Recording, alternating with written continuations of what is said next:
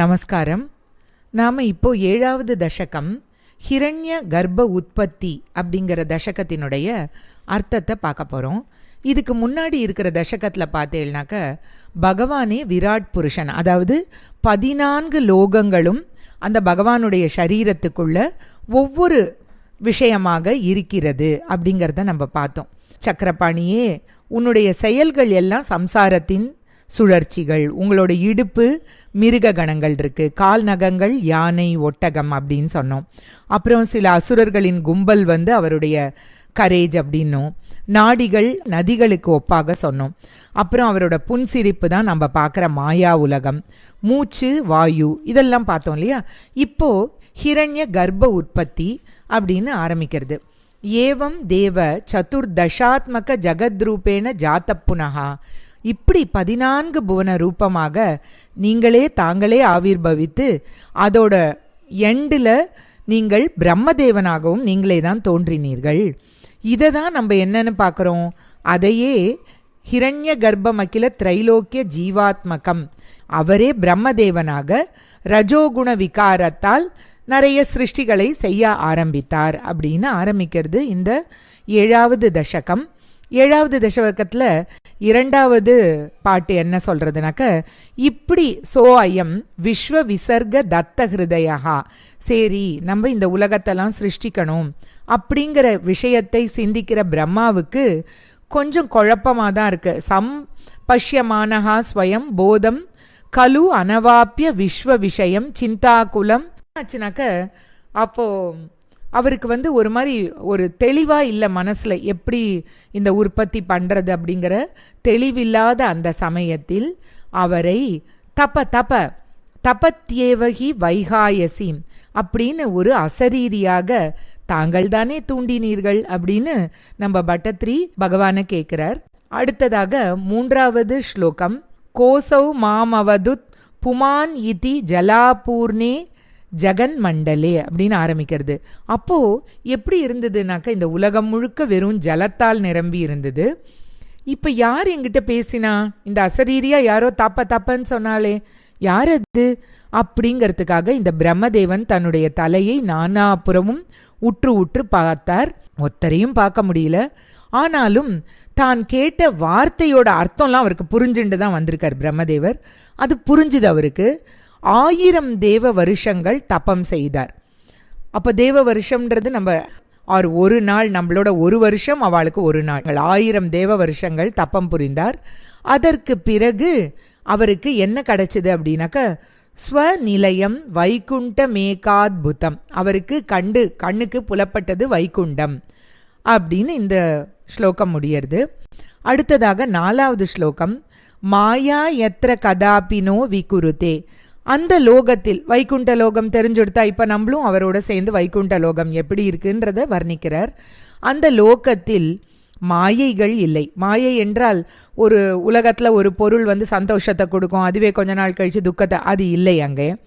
அது உலகங்களுக்கு எல்லாம் அப்பால் இருக்கிறது. இந்த 14 லோகங்கள் பகவான்கிட்ட இருக்குன்னு பார்த்தோம் இல்லையா, அதுக்கும் தாண்டி இருக்கிறது. அங்கு சோக குரோத விமோக சாத்வ சமுகா பாவாஸ்து தூரம் கதாக, அங்க இந்த குணங்கள் எல்லாம் இல்லவே இல்லை. என்னது? சோகம் இல்லை, கோபம் இல்லை, அஜ்ஞானம் இல்லை, பயம் இல்லை, இதெல்லாம் எதுவுமே இல்லைங்க. அங்க அப்ப என்ன இருக்கு?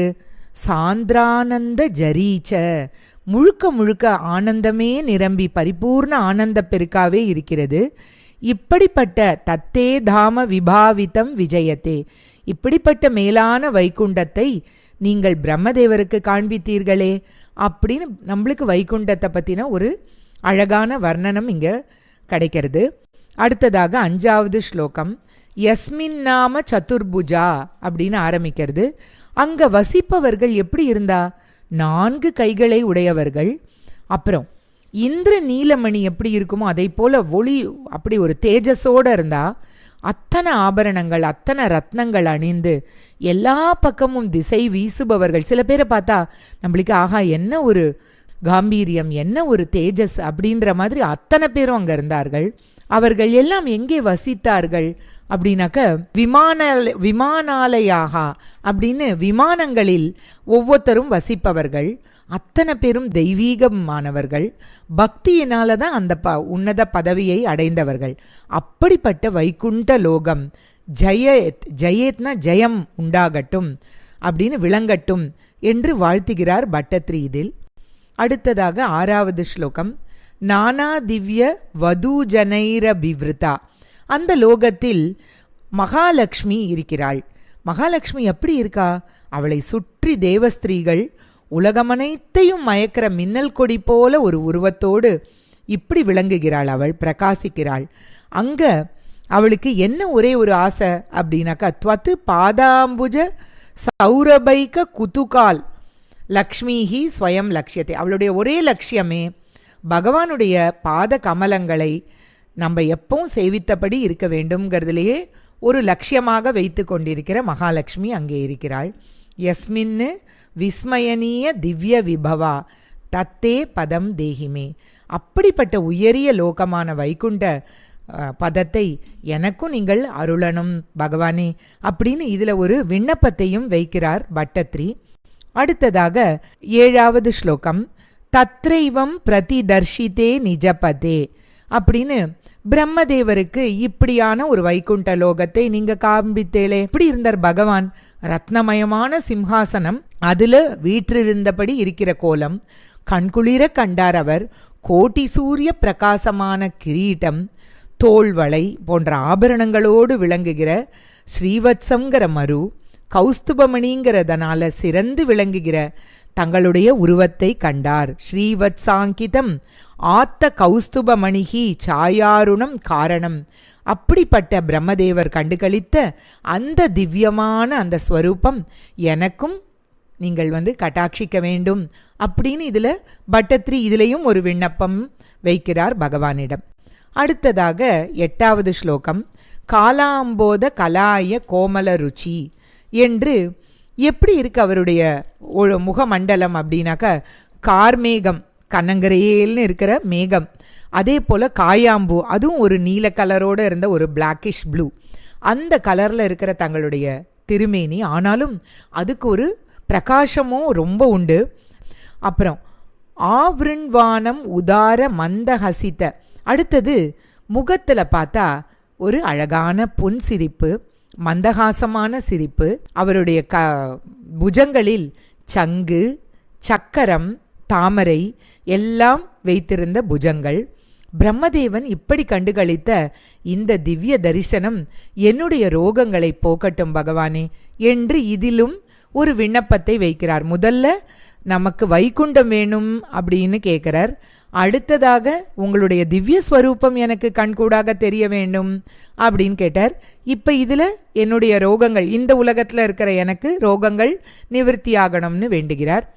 அடுத்ததாக 9வது ஸ்லோகம். திருஷ்டுவா சம்பிருத சம்பிரம என்று ஆரம்பிக்கிற ஸ்லோகம். இப்படிப்பட்ட திருமேனியை தரிசித்து ரொம்ப ஆனந்தமடைந்த பிரம்மா தங்கள் பாத கமலத்தில் விழுந்து வணங்குகிறார். பக்தி பரவசத்தோட, ஹே பிரபோ பிரபோ, தாங்கள் என்னோட எண்ணத்தை அறிவீர்களே, நீங்கள் எல்லாவற்றிற்கும் அப்பாற்பட்டவர், துவைத்தம் அத்வைத்தம் இதெல்லாம் தாண்டின ஒரு ஞானத்தை எனக்கு நீங்கள் தர வேண்டும் என்று வேண்டினார் அல்லவா. அப்படிப்பட்ட தங்களை நமஸ்காரம் பண்றேன் அப்படின்னு இப்போ இந்த ஸ்லோகத்தில் பட்டத்ரி பகவானை நமஸ்காரம் செய்கிறார். கடைசி பாட்டு 10வது பாட்டு. ஆதாம்ரே சரணே வினம்ர மததம் ஹஸ்தேன ஹஸ்தம் ஸ்பிருஷன். பிரம்மதேவர் இப்படி தங்களோட செவந்த பாதத்தில் நமஸ்காரம் பண்றார். தாங்கள் அவரோட கையை பிடிச்சுண்டு உனக்கு ஞானம் உண்டாகும், உனக்கு சிருஷ்டி கர்மாவால் பந்தம் ஏற்படாது என்று கூறி அவர் உற்சாகப்படுத்தினார். நல்ல மோட்டிவேட் பண்றார். தாங்களும் அவருடைய உள்ளத்தில் மறைந்து சிருஷ்டி காரியத்தை கண்டிப்பாக எந்த ஒரு விஷயமும் எந்த ஒரு ஞானமும் நமக்கு பகவான் அருளினால் மட்டும்தான் வருமே ஒழிய மற்றபடி வராது. அதனால் இதில் பட்டத்ரியே சொல்கிறார், நீங்கள் அவருடைய உள்ளத்தில் மறைந்து கொண்டு அவருக்கு சிருஷ்டி காரியத்தில் நல்ல ஒரு அறிவை கொடுத்தவராக ஆனீர். எனக்கு ஆரோக்கியத்தை தாங்கோ பகவானே என்று சிருஷ்டௌதம் சமுதைரய ச பகவன்னு உல்லாசயோல் லாகதாம் அப்படின்னு சொல்லி எனக்கு இந்த மாதிரியான என்னுடைய சர்வ ரோகத்தையும் நிவர்த்தி செய்ய வேண்டும் என்று கேட்டு இந்த தசகத்தை முடிக்கிறார் பட்டத்ரி. ரோகங்கள் அனைத்தும் நீங்கி நல்லா எப்பவுமே பகவானையே நினைக்க வேண்டும் என்ற பிரார்த்தனையோடு நாமும் இந்த சர்க்கத்தை முடிக்கலாம். சர்வம் ஸ்ரீகிருஷ்ணார்ப்பணம்.